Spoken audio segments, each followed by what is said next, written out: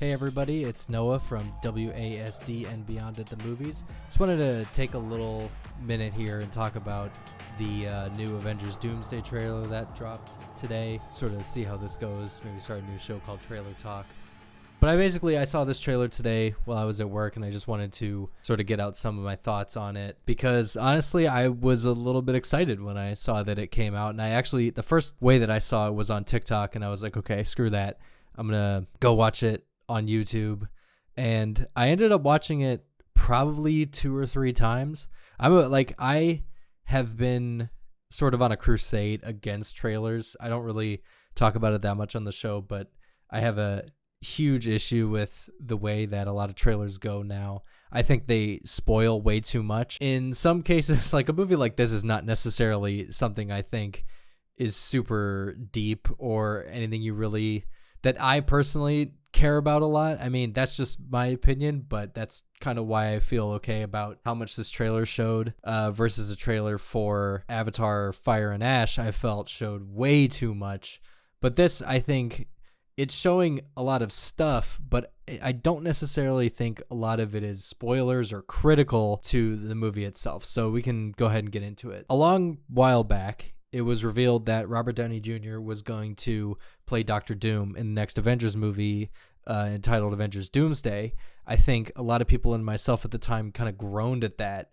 Like, we had just seen so much of Robert Downey Jr. in the past as Iron Man, and his arc is so complete and very final, which you don't really get a lot of times, especially in the MCU. And to me, it just kind of felt like he was done. It really felt like an end of an era for the original Avengers. You know, they wrapped up a lot of those storylines. Some characters were killed. Some characters retired. Some had a very unambiguous, I'm sort of done here. And there were some actors who were just sort of done doing the role. They were pretty typecast.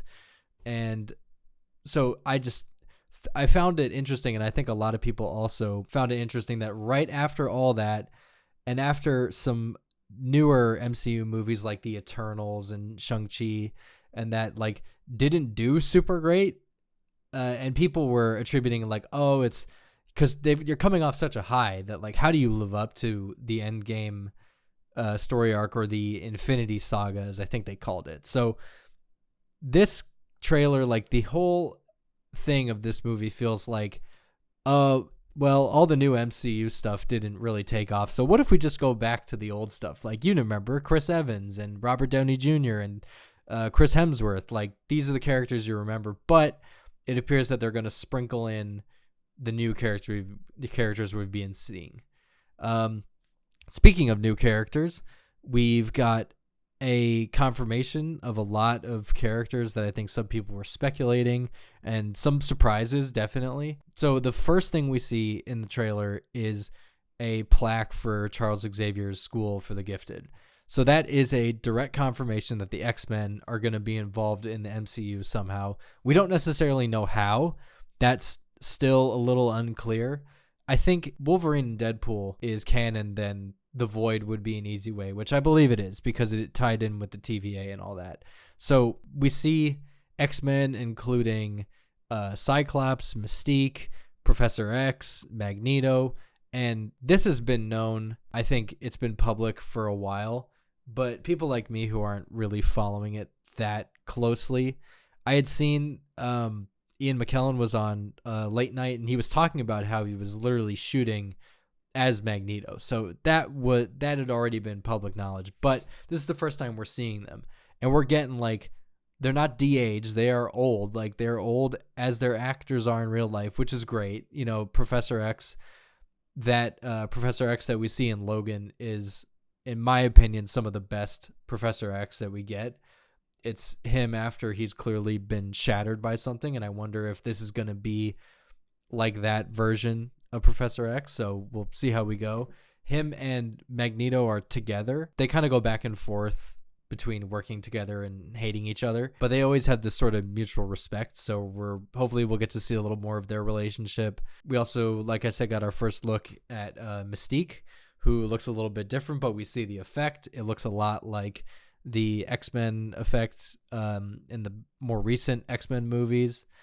We also get Gambit, which Gambit was the surprise for me because everyone knows that Channing Tatum always wanted to be Gambit. Like, he wanted Gambit to work, but it never quite took off. So it looks like he's finally going to get, he's going to get some time in the greater MCU. And we see him during a fight with Shang-Chi, which is another character we haven't seen in a while, who I thought was pretty interesting. They tried to tease that the rings are some greater cosmic thing, or maybe they were sending a signal somewhere, but never really got explored.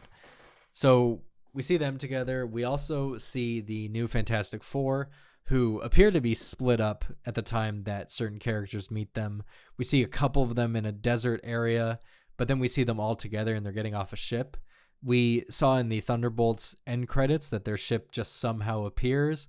Don't really know how they're gonna get them to the current timeline, because in the current canon they existed in, I think, the 60s or the 70s.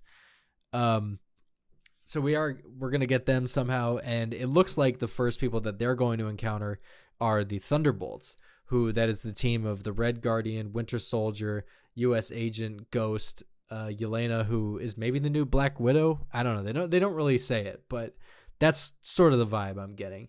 So there's a lot of also like just general meet the team.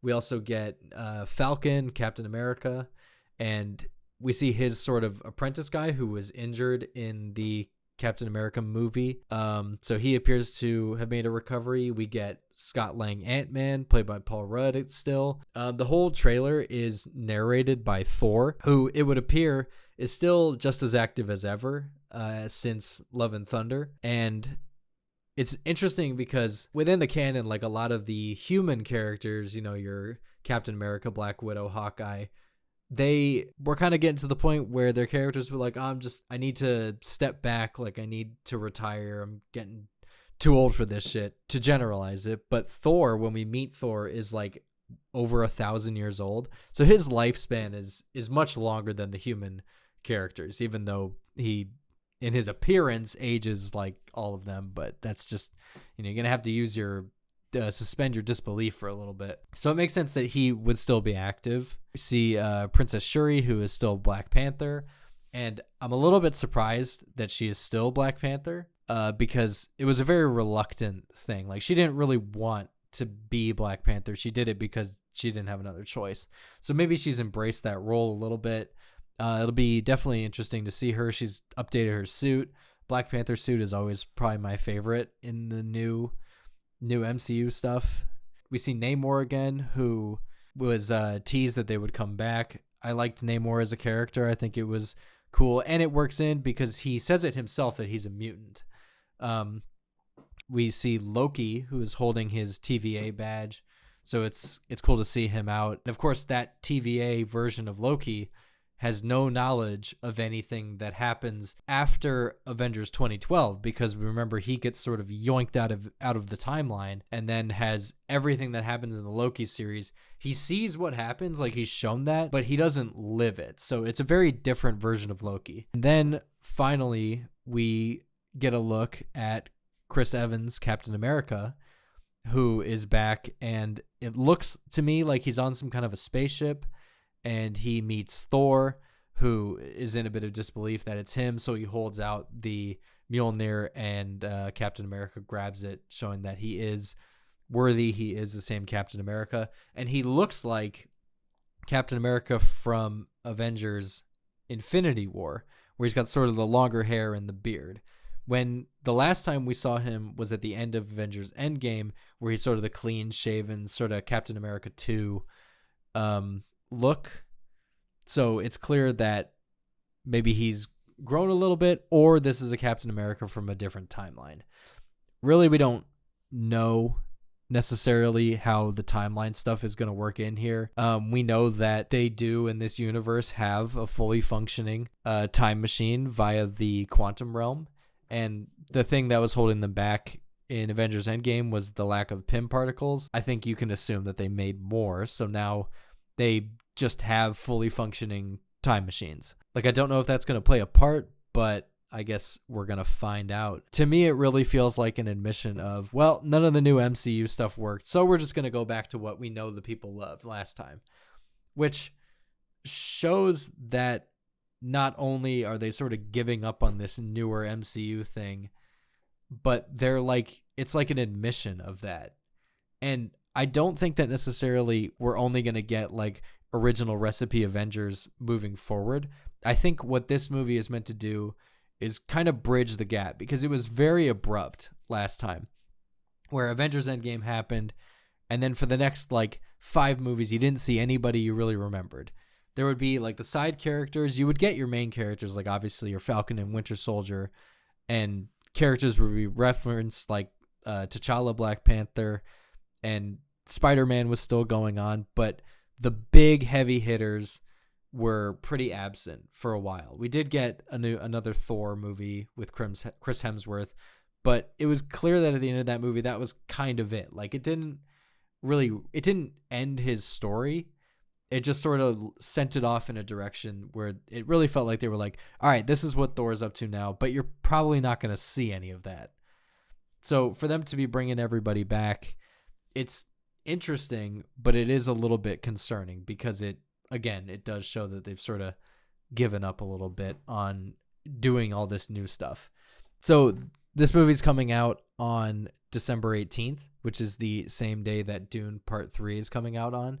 And I don't know if we're going to necessarily cover Avengers Doomsday. I am definitely going to see it, but I'm not going to see it before Dune. Like, to me, this movie is what it is. Like, it's another ensemble superhero movie, which I think was great, like when it was the Infinity Saga. I'm just not sure how much of a taste like audiences have for that. I think audiences in general are looking for a little bit more these days. You know, we're getting great independent movies now. You know, we had like Obsession and Backrooms, which granted are horror, but I think audiences really understand that indie movies are where all the cool stuff happens. And not to say that Dune is an indie movie. It's definitely not. It's definitely a big studio production. But I think what we're going to see is like, are people going to come back for the characters they remember? Which I think yes, like that's probably the reason that I'm coming back, because I want to see what is going to happen with these characters. But I just wanted to get some of my thoughts out there on this trailer, since it came out today and there's a lot of buzz around it. So yeah, did you watch this trailer? Let us know at wasdandbeyond@gmail.com. Let us know your theories, your concerns, what you're looking forward to, what your hopes are for the movie, and I will catch you next time on WASD and Beyond at the Movies. Take it easy, everybody. Be safe.